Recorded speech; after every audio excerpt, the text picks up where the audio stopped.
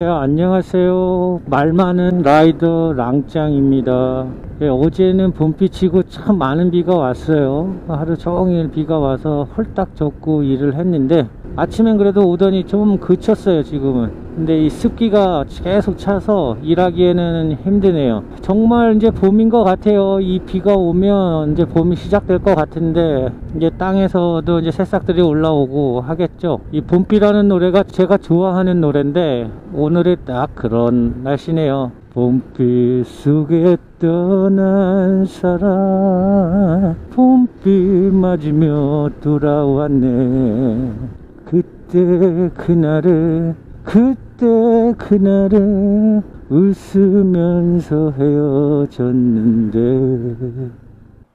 오늘 왜 이래요? 콜이 벌써 구리 시민공원까지가 거의 근처까지 가는 콜이 벌써 2번이나 떴는데 거절을 했습니다. 이거 또 오네. 뭐가 이건 좀 아니었으면 좋겠는데. 이건 괜찮네요. 이거 받아야겠다. 어제도 상당히 먼 거리를 다녔거든요. 비가 오는데도 불구하고. 근데 오늘은 이 한강 구리를 몇 번이나 보내려고 이렇게 하는지 모르겠네요. 자, 오늘도 비가 옵니다. 길도 좀 미끄럽고요. 우중충한 날씨인데 이 비는 오지만 그래도 좋은 마음으로 일을 하려고 합니다. 다른 라이더분들도 오늘 안전하게 배달하시고요. 마지막 시간까지 안전이 최고입니다. 오늘도 화이팅! 이거는 팩트는 아니고요. 극히 저만의 개인적인 생각이에요. 이 쿠팡을 계속 하다 보면 그 패턴이 있어요. 그러니까 콜사 패턴이라고 저는 이야기를 하는데 항상 100% 그렇진 않지만 거의 그 시간대 되면 콜사가 한 20분 30분 될 때가 있더라고요. 저는 점심 피크 끝날 때 하고 한 그 시간을 기다리고 있으면 콜이 하나 들어오기 시작하면 이제 그때부터 또 다시 뒷콜이 붙어요. 그래서 그냥 일을 했었는데 제가 생각을 해보니까 이 쿠팡이 기사들 물갈이를 하는 시간이 아닌가 싶은 생각이 들더라고요. 왜 그런 생각이 드냐면 저거는 이제 쿠팡만 계속 켜놓고 타는데 다른 분들은 배민을 타고 또 쿠팡으로 왔다가 타고 이러시는 분들이 계시다고요. 배달 기사분들을 골라내는 거죠. 싼 가격에 돌려야 되는 시간이 있으니까 그 시간대에 한 20분 정도 콜 죽이고 나서 일반 쿠팡을 기준으로 계속 이동하는 기사분들이 있잖아요. AI가 응집을 해서 기사들을 이제 기사들을 응집해 놓고 얘는 이제 쿠팡을 타고 있구나, 계속 하는구나 라고 하면서 장거리를 짜는 거예요. 그 시간 안에 이 기사 몇 명을 가지고 이제 요 구간 내에서 돌리겠다 싶은 생각을 하는 거죠. 이제 싼 가격에 이 사람들은 어쨌든 싼 가격이든 비싼 가격이든 콜을 탈 사람들이니까 이왕이면 비싼 가격으로 줘야 되는데 싼 가격으로 장거리를 띄우는 거죠. 저녁 피크 전까지. 그런 기사들을 골라내기 위해서 콜사를 잠깐 죽이는 것 같은 생각이 들더라고요. 콜사를 시켰을 때 계속 쿠팡을 유지하고 있다 그러면 이제 쿠팡 사람들이잖아요. 나이 사람이면 더 챙기고 득을 줘야 되는데 이런 표현 하고 싶지는 않지만 내가 쿠팡을 하는데 이제 호구들 다 모아 응집했구나. 이제 이 호구들을 데리고 콜 안 빠지는 시간에 장거리를 좀 빼야겠다. 뭐 이런 생각을 하고 있는 것 같더라고요. 그래서 약간 기분은 좀 상하는데 그런 게 좀 아쉬운 거예요. 쿠팡은 내 사람이면 이 시간에 콜이 안 빠지는 시간이고 장거리고 한데 그래도 쿠팡만 계속 타는 사람들이니까 우리 가족이니까 식구니까 이 사람들한테는 그래도 베네핏을 줘야겠다. 뭐 이런 생각이 아니라 호구들 왔네, 호구들 응집해놨네, 이런 느낌을 주게 하니까 그 쿠팡에서 일을 하면서도 그 쿠팡에 대한 기업에 대한 소속감이 없고 욕만 하게 되고 이러는 것 같아요. 그래도 이 스스로를 쿠팡 때문에 먹고 살고 있는데 이런 생각을 하게 만들 수밖에 없는 그 쿠팡의 기업가의 생각이 좀 아쉽다라는 생각이 많이 드는 거죠. 네, 딱 이맘때쯤이네요. 2월 이때쯤 40대 중반의 남자가 정신건강의학과 문을 엽니다. 엄청난 결심을 한 것처럼 어깨는 축 처지고 그 상태로 진료 보기 전에 문답지가 있는데 그 문답지를 작성을 하죠. 그리고 들어가서 문답 결과를 듣습니다. 심각한 우울증 증상으로 보인다 라는 이제 결론을 받죠.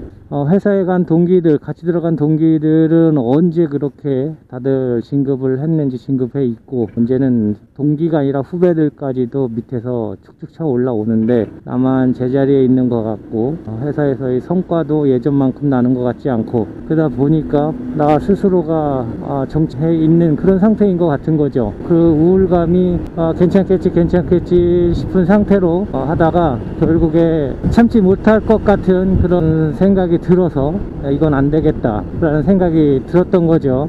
가정이 있고 한 가장으로서 이러면 안 되겠다 싶은 생각이 들어서 정신건강의학과에 찾아간 것이죠. 그래서 거기서 약을 받고 상담을 또 신청을 해서 상담을 하고 하면서 진료를 받기로 합니다. 이렇게 하루하루 보내고 그 시간들을 쭉 보내왔는데, 그 40대 중반의 나이였던 사람이 바로 접니다. 제가 지금 이렇게 그 이후로 이렇게 열심히 계속해서 일을 하고 있고요.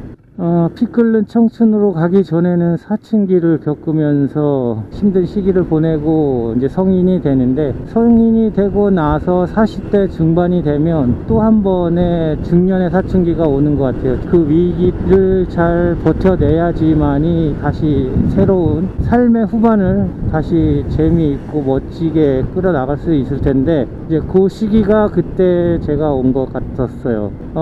제가 그 정신건강의학과를 찾게 된 이유는 아마 계속 회사 끝나고 나와서 중랑천을 쭉 걸어가면서 생각을 하는데, 요즘 제가 재미있는 게 없더라고요. 그때 당시에 뭐 그렇게 재미있는 것도 없고, 내가 무슨 일을 하고 있는지 또 이런 정체성도 없고, 이렇다 보니까 내가 제일 즐거웠을 때는 언제냐 싶은 생각이 들더라고요. 생각해보니까 지금은 그 친구가 없지만 그 친구와 함께 오토바이를 타고, 멀리는 못 갔지만 그냥 오토바이라는 걸 타고 달리면서 시원한 바람 맞으면서 답답한 마음을 뚫고 했었던 그때의 그 시간들이 제일 행복했었고 시원했었던 느낌이 들더라고요. 그래서 내가 지금 뭘 해도 재미가 없는데 다시 오토바이를 타면 재밌을 것 같다라는 생각이 들어서, 그때는 배달 일을 한 게 아니고 제가 회사에 가서 일을 하고 난 후에 주말에 이용해서 외부로 나가서 한 바퀴 돌고 오고 하는 그런 라이딩을 즐겼죠. 한결 낫더라고요, 마음이. 여가 시간에 이 오토바이를 탈 때는 그렇게 막힌 가슴이 뚫리는 그런 느낌도 들고 시원한 감도 들고 했었는데, 이게 일이라는 거에 바뀌어버리니까, 일로 바뀌어버리니까 우리의 삶은 일이라는 걸 해야 되고 사람과의 관계를 맺어야 되고, 그 이후에 또 여가 시간을 활용을 해야 다시 일을 하고 다른 사람들과의 관계를 맺을 수 있는 에너지가 생기는 건데, 여가 생활로 했었던 오토바이를 일로 다시 해버리니까 그런 예전에 여가 시간에 했었던 그 느낌이 안 나더라고요. 힘들고 지치고, 그러다 보니까 더 우울감이 커졌고요. 그래서 또 다시 한번 저에게 위기가 한번 왔었죠. 그래서 그 위기도 잘 넘겼고 상담을 받고 또 의사 선생님과 이야기하면서 그 위기를 잘 극복을 했고 지금도 극복해 가고 있는 상황인데, 그러다 보니까 또 저는 이 일을 안 할 수가 없으니까 하면서 또 다른 나의 여가 시간을 찾아야 되는데, 이 여가 시간은 누가 주지를 않고 내가 만들어야 돼요. 현실적으로는 일을 안 할 수 없으니까 일을 하게 돼요. 그래서 일을 하게 되다 보니까 나의 여가 시간을 도저히 낼 수가 없는 거죠. 주말이라도 한번 쉬고 싶은데 또 그때 되면 또 돈 생각 나는 거죠. 그래서 저는 일 속에서 바로 여가를 찾을 것 같아요. 그냥 저는 아무 생각 없이 일을 하는 것 같아서 그냥 이 영상을 편집해보고 찍어보고 나의 생각들을 말하는 것들을 생각해 보면서 하루를 정리하는 그런 습관을 하다 보니까 이게 너무 재밌어진 거예요. 이 영상을 찍고 하는 것들이 일은 힘들고 하지만 더 일을 할 수 있게 하는 원동력이 되는 것 같아요. 그래서 저는 항상 제 영상을 재미가 있든 없든 그래도 끝까지 봐주시는 분들이 계시기 때문에 더 힘이 나는 것 같고요. 그런 기분 때문에 항상 감사드리는 생각을 갖고 삽니다. 근데 가끔 저한테 태클 들어오시는 분들도 있어요. 제가 말이 많죠. 쓸데없는 말일 수도 있고요. 누군가에겐 도움이 될 수 있는 말일 수도 있는데, 도움이 됐으면 싶은 마음으로 그냥 주저리 떠드는 것이죠. 누구의 마음에 상처를 주고 싶거나 한 생각은 전혀 없어요. 혹시라도 다른 생각을 갖게 된다거나 제 영상에서 좀 힘이 빠지거나 그러신다 그러면 제가 어제 영상을 하나 올려놨거든요. 스트레스 받으신 분들한테 드린다는 그 영상이 있는데, 그 영상은 보지 마시고 그냥 음악만, 짧은 시간인데 5분 내외의 시간인데 그걸 들어도 참 좋더라고요. 잠 안 올 때나, 그리고 일어나서 그냥 멍하니 있을 때 그걸 틀어놓으면 생각도 정리가 되고 오늘 해야 될 일들이 생각이 날 때도 있고, 하여튼 그래요. 편안한 마음이 생기거든요. 휴식이라는 게 제일 좋은 거는 릴렉스래요. 그러니까 뭐든 축 처져 있고, 처져 있다는 의미가 무기력하게 있다라는 것이 아니라 편안하게 처져 있는 그 모습 있죠. 그러니까 이 어깨하고 귀하고의 거리가 멀면 멀수록 이 스트레스가 덜 한 거라고 하더라고요. 귀하고 어깨하고의 거리를 최대한 이렇게 멀게 하려고 그러면 축 이렇게 처져 있는 그 상태가 제일 이완되어 있는 상태고 휴식에 제일 큰 영향을 준다고 하더라고요. 근데 그 음악을 듣고 있으면 그런 느낌이 들어요. 그 음악을 제가 저한테 쓴소리를 하신 분이 아무래도 스트레스를 많이 받으신 것 같아서 짧게 그냥 올려놨습니다. 혹시 도움이 되실 것 같아서 올려놓은 거니까 한번 들어보시고요. 그걸 듣다 보면 갑자기 눈물이 올컥 쏟아진다라던가 이런 이상한 감정이 들 때가 있을 거예요. 근데 그럴 때가 있어요. 근데 그게 계속된다고 생각하시면 꼭 병원에 가시고요. 이런 정신의학과의 치료는 제가 생각하기에는 약물과 의사의 독보적인 치료 과정보다도 그건 필요하겠지만 자신의 의지하고 어떤 물리적인 상처는 그 살이 새로 돋고 하면서 연고를 바르고 하면서 새살이 돋아나면 아무는 치료잖아요. 근데 이 마음의 감기, 이 정신적으로 힘든 이런 고통들은 꼭 그렇게 치유가 되는 게 아니라, 고통이 줄어드는 그런 치료가 아니라 활기를 되찾는 게 진정한 치료인 것 같아요. 나의 일상에서도 치료할 수 있는 영역이 있다라는 것이죠. 그게 저는 여가라고 생각을 하는데 지금 저 같은 경우에는 여가를 즐길 수 있는 시간이 없어요. 솔직히 아침에 나오고 다시 저녁에 들어가서 자고 일어나면 또 다시 같은 일상을 반복하는데, 그 안에서도 저는 이렇게 영상을 찍고 이 작업을 하고 하는 이런 일들이 어쩌다 보니까 이렇게 여가 활동이 됐어요. 저희 활력을 다시 찾고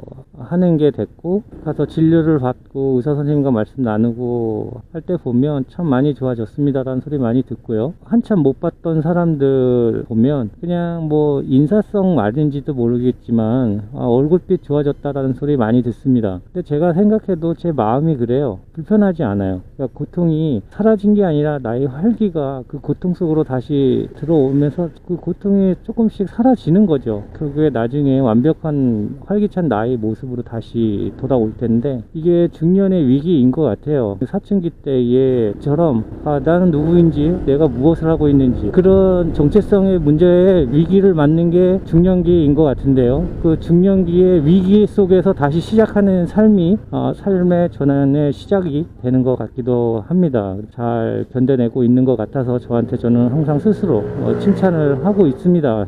고맙다, 잘하고 있다, 항상 저에게 말을 하고요. 누가 나한테 그런 말을 칭찬을 해주지 않더라도 제 스스로가 저에게 해주면 그래도 마음이 편해집니다. 창가에 둔 두 개의 화초 실험도 있듯이 똑같은 곳에 놓아둔 화초인데, 하나의 화초에게는 참 너는 이쁘구나, 향기롭구나 이러면서 잘 크고 있구나 이렇게 칭찬을 했고, 바로 옆에 있는 그 화초에게는 너는 왜 이렇게 못생겼니, 안 됐니, 넌 좀 이상한 것 같다 라고 이렇게 이야기를 하니까, 결국 긍정적인 에너지를 받은 그 화초에서는 꽃도 피고 정말 향기가 나는 그런 꽃의 화초가 됐는데, 다른 쪽에 있는 그 화초는 결국 시들고 마는 그런 상황이 오는 실험을 했는데, 본인 스스로에게 그렇게 긍정적인 에너지를 쓰지 않으면 긍정적인 삶으로 갈 수가 없는 것 같아요. 그래서 누군가가 나에게 긍정적인 에너지를 쏟아주기 전에 나 스스로에게 나의 긍정적 에너지를 쓰고 있는 것 같아요. 육군 야전교범의 리더십 차트에서 보면 단점을 보완해서 더 나은 리더로 나아가라 이렇게 얘기하지 않고요. 자기의 강점을 더 강화시키는 곳에 시간과 재화를 투자하라고 이렇게 돼 있습니다. 사회에서도 조언을 장점으로 성공하세요라고 하는 조언을 해주고 받는 그런 상황들이 많은데, 말하기는 쉬운데 생각처럼 쉽진 않아요. 왜냐면 우리는 항상 피드백에 노출되어 있는 면이 많거든요.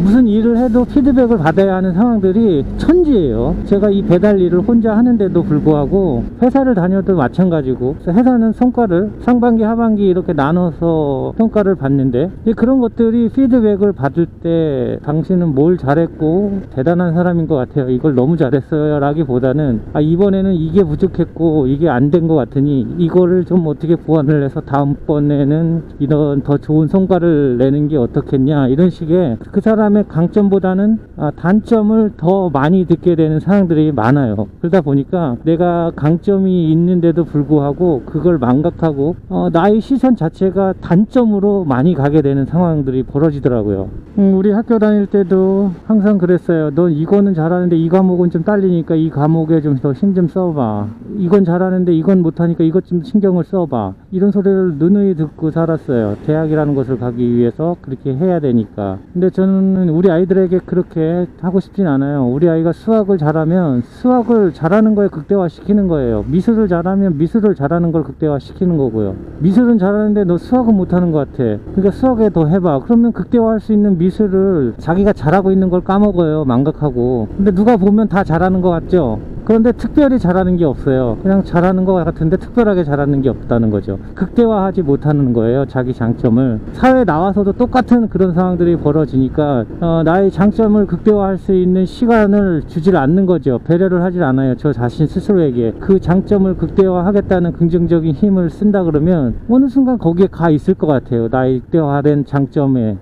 나의 강점을 극대화하기 위해서는 다른 사람들은 나와 다르다라는 것을 인정을 하고 살아야 돼요. 성격 이런 게 다르다, 이 정도 갖고는 아니고, 이 정도는 부족하고 정말 다르다, 다른 사람들은 나와 다르다라는 거 굳게 갖고 있어야지만이 가능한 일인 것 같아요. BMW, 벤츠, 볼보 다 고급 브랜드의 자동차들인데요. BMW 같은 경우에는 성능을 위주로 강점을 내세우고요. 벤츠 같은 경우에는 고급스러움과 안락함 강점으로 내놓고, 볼보는 왠지 튼튼해 보이잖아요. 고급 브랜드이면서도 각자 다른 강점들을 내세우면서 성공한 차량들 브랜드잖아요. 그러니까 자기만의 브랜드, 나만의 삶의 브랜드를 만들기 위해서는 나의 강점이 무엇이다라는 것을 확실히 알고 극대화 시켜야지만이 성공할 수 있는 것 같아요. 다른 사람들이 무엇을 해서 성공했고 뭐 이런 것들이 있을 수 있어요. 하지만 근데 그게 내 방법을 될 수는 없어요. 참고는 할 수 있지만 그 방법대로 간다고 해서 그렇게 된다라는 보장도 없고요. 절대적으로 똑같아질 수는 없는 거예요. 나만의 브랜드가 있기 때문에. 근데 그걸 망각하고 그 길로 가야지, 그것만 해야지, 이렇게 생각을 한다 그러면 절대 나의 삶에 성공된 브랜드를 만들 수 없을 거라고 생각을 합니다. 그래서 저도 지금 배달을 하고 있지만 나의 삶의 브랜드를 만들어가고 있는 중입니다. 누가 뭐라고 해도 살아가고 있는 것이고요. 모든 사람들이, 그리고 모든 것이 다 장점이 있으면 단점이 있기 마련인데, 그 단점은 그냥 가려놓는 정도? 그러니까 내 에너지의 10%? 뭐 많이 쓰면 20% 정도를 써서 내가 단점은 알고 있는데 겉으로 드러 나오지 않을 정도로만 그냥 덮어놓는 수준의 에너지를 쓰고, 나머지 80%는 정말 내가 잘할 수 있는 장점에 극대화시킬 수 있는 것에 에너지를 쓰는 게 좋은 전략이지 않을까 싶습니다. 네, 저는 자기에게 가끔은 자뻑을 해도 된다고 생각을 합니다. 예를 들면 오늘처럼 저도 일 나오기 싫은데 억지로 일을 나와요. 물론 나오면 일을 하게 되고, 영상을 찍게 되면 이렇게 말을 하게 되고, 빨리 가서 또 이 영상을 어떻게 다듬어야지 라는 생각도 하면서 즐겁게 일을 합니다. 잘한 짓이잖아요. 알람 울렸는데 안 끄고 일어나서 일할 준비해서 나와서 오토바이 시동 걸고 나와서 일을 하고 있는 게 얼마나 대견스럽습니까? 잘했다, 야 너 같은 애가 어디 있니? 이렇게 그냥 나 혼자에게 자뻑을 하는 거예요. 네, 행복을 연구하는 학자들은 항상 하는 조사가 있답니다. 그게 연령대별로 행복 지수를 조사하는 건데요. 그 그래프 패턴이 V자나 U자 형태가 나온다고 하더라고요. 근데 그 U자나 V점에 바닥점에 있는 그 연령대가 50대 전후, 그게 공통적으로 나타나는 패턴이래요. 나이가 어리는 건 이해하겠어요. 뭐 어린 아이일수록 행복 지수가 높을 수밖에 없죠. 미래에 대한 뭐 걱정이라든가 과거에 대한 후회, 이런 것들이 없으니까 이해되는데, 80대 이후로 갈수록 행복 지수가 높아진다라는 그 결과가 거가 공통적이라고 하더라고요. 근데 나이가 드시는 분들은 아는 거죠. 내가 이 50대를 기점으로 어려서 50대로 오면서 없었던 세 가지가 생기면서 이 행복 지수가 내려간다고 하는데요. 강박과 욕심과 집착이래요. 강박은 내가 아닌 또 다른 내가 돼야 된다라는 그런 강박이고, 욕심은 내 능력 이상으로 무엇인가를 해야 한다라는 그 욕심, 타인에게 나의 능력을 입증시켜야 된다라는 그 외부적인 시선, 이런 집착이 그 행복감을 낮추는 요인들이라고 하더라고요. 생각해보면 저도 그렇게 했었던 것 같아요. 지금도 그 세 가지를 다 털어냈나 싶은 생각이 들긴 해요. 그 세 가지를 다 못 털어냈다고 해서 속물이네 어쩌네 이렇게 생각할 건 아니고, 어떻게 하면 그 세 가지에서 벗어날 수 있을까, 행복해질 수 있을까를 생각하다 보면 나은 삶이 될 수 있을 거라고 생각이 듭니다. 사람들이 착각하고 있는 게 있는데, 부정적인 일을 당했을 때 긍정적인 생각을 하게 되면 부정적인 상황이 긍정화될 수 있는 부분도 있지만 정말 행복해지지는 않는 거라고 합니다. 행복해진다는 것은 내가 정말 행복한 활동을 해야만이 행복해지는 거라고 행복을 연구하는 사람들이 얘기를 하더라고요. 내가 해서 진짜 즐거운 일을 하라는 얘기입니다. 그러니까 일이든 여가 활동이든 내가 해서 즐거운 일을 해야 행복한 거지, 내가 행복하지 않은 일을 하면서 행복하다만 얘기한다고 해서 진짜 행복해지지는 않는다는 거예요. 일은 어쨌든 내가 정말 좋아하는 일만 할 수는 없으니까, 그리고 내 감정을 다 오롯이 내놓고 일을 할 수 있는 그런 일들도 없고요. 내가 싫든 좋든 해야 되는 상황이 맞는 거고요. 이제 그 속에서도 나만이 내가 즐거워할 수 있는 일을 하라는 건 여가 활동을 하라는 얘기인 것 같아요.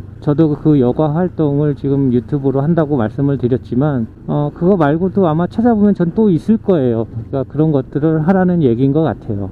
슬픈 현실이지만 어려서 50대로 올수록 그 세 가지가 커지면서 행복 지수는 내려가고, 50을 넘기면서 점점 그 세 가지를 놓음으로써 행복감이 높아진다고 하는데, 그걸 알면서도 놓지 못하고 계속해서 살아가는 제 모습을 또 어떻게 보면 인간은 다 똑같구나, 그러니까 나만 힘든 게 아니구나, 다 같이 힘들고 그런 시기가 있구나, 이 시기를 잘 보내면 되겠구나 싶은 생각을 하면서 지금 어렵게 이 시기를 보내고 있고요. 또 나이가 들면서 그렇게 행복감을 찾는 것 중에 하나가 생명의 유한성을 자각하기 때문이라고 합니다. 그러니까 죽는다는 것을 누구나 다 알죠. 아이들도 알고, 10이 됐다고 모르고, 10대라고 해서 죽음이라는 걸 모르는 건 아닌데, 50이 넘어서 나이가 이제 점점 들어갈수록 타인의 죽음을 경험하고 몸 상태가 쇠약해지고 있구나 라는 걸 느끼면서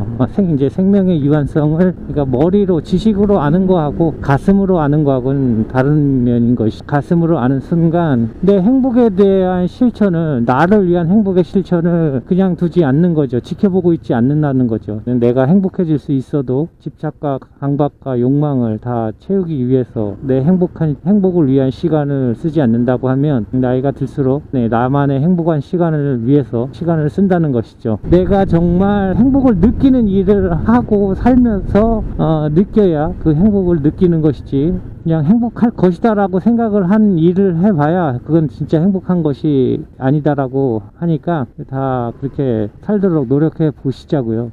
뭐 회사 생활을 하든 내 사업을 하든 뭐 아무 일을 하지 않고 집에 혼자 살든 내 감정 그대로 오롯이 표출하면서 그렇게 살기란 힘들죠. 아무래도 나 이기적인 것보다는 타인을 생각하지 않을 수가 없는 사회적 동물이기 때문에 내 감정 그대로 다 표출했다가는 정신병자 취급당할 수 있는 이런 상황이 오죠. 나는 자연인이다처럼 뭐 산속에서 혼자 살거나 하면 뭐 어떻게 살든, 옷을 벗고 살든, 소리 지르면서 살든, 뭐 자기 맘대로 살면 되는데, 어쨌든 사회에서 살기란 내 감정 그대로 오롯이 내놓고 살기에는 힘들죠. 직장 생활을 하게 되면 그런 감정들을 표출하는 게 더 힘들죠.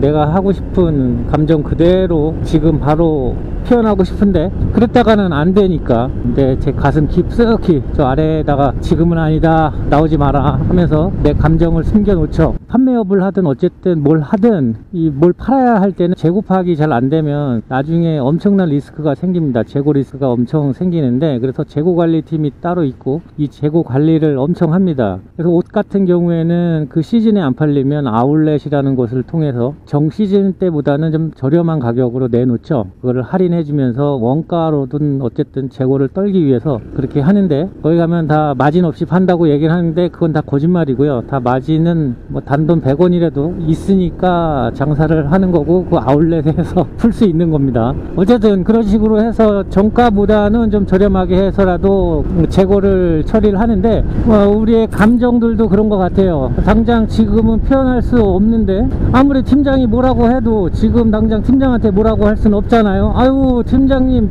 때 되면 달아줄 그 계급 갖고 그렇게 생색내지 좀 마세요, 이렇게 할 수 없잖아요. 그래서 예 알겠습니다 하고 하는데, 좀 전에 해야 될 표현을 내 가슴 깊숙이 넣어 놨다가 그걸 언젠가는 풀어야 되는데 지금 못 팔았으니까 재고로 남는데, 가슴속의 감정들을 재고로만 남겨둘 게 아니라 언젠간 옷을 팔듯이 꺼내서 표출을 해야 된다는 것이죠. 그렇지 않으면 이 마음의 병이 생겨버리고 그 어쨌든 그 재고에 대한 대가를 치러야 되는 상황이 오기 때문에 내 마음을 털어놓을 수 있는, 저 재고에 깔려있는 감정들을 털 수 있는 나의 마음의 아울렛을 하나 만드는 게 좋을 것 같은데, 솔직히 이 영상을 찍으면서 어떨 때는 욕도 많이 합니다. 욕을 안 할 수가 없어요.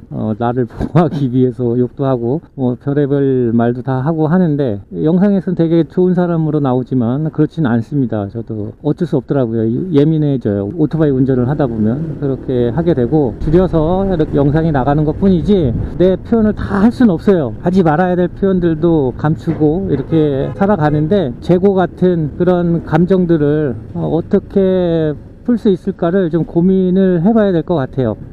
되게 편한 사이인 부부 관계에서도 다 자기 감정을 드러내고 하고 싶은 대로 다 하고 살지는 못하죠. 그랬다가는 뭐 큰일 나는 거죠. 다 자기들이 참아야 될 부분들은 또 참고 그러면서 이어가는데, 그게 관계죠. 어떤 다 관계, 사회적 관계, 부부끼리는 부부의 관계, 자식과 부모의 관계, 이런 관계들을 유지해가는 방법인데요.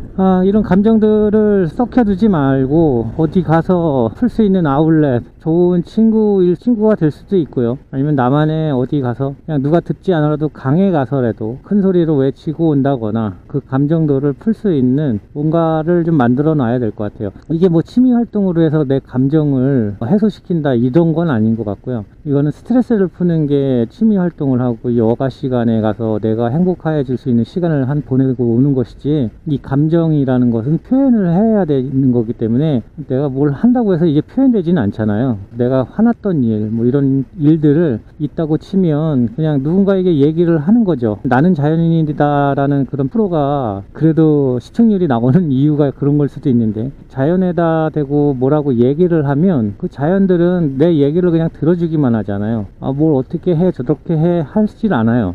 그랬구나 라고만 해주죠. 근데 그게 자연이 아니라 그렇게 해줄 수 있는 사람 몇몇이 있다고 치면 참 좋을 것 같아요. 두세 명 정도 모여서 팀장 때문에 이것 때문에 열받아 죽겠다, 뭐 살겠다, 이런 얘기 저런 얘기를 하는데, 야 네가 뭐가 그래서 그런 거 아니야, 뭐 이런 식으로 조언을 하거나 조언을 받는 그런 관계가 아니라, 그랬구나, 맞장구 쳐주는 거죠. 그거 미쳤네, 이런 식으로 해주면서 자기 감정들을 다 풀 수 있는 그런 관계의 사람들이 있으면 참 좋을 것 같아요. 또 나만 죽어라 얘기할 것도 아니고, 그 사람이 몇 명 있으면 그 사람 똑같이 나눠서 그 사람들의 감정도 다 들어주면서, 그 대신 그 안에서의 일들은 다 그 순간 잊어버리는 거죠. 헤어질 때는 다 끝나는 것이고, 만나서 그 안에서만 그렇게 감정을 표현하고 들어주고 한다 그러면 이 감정 표현의 아울렛이 생기는 게 아닐까 그런 생각이 들어요.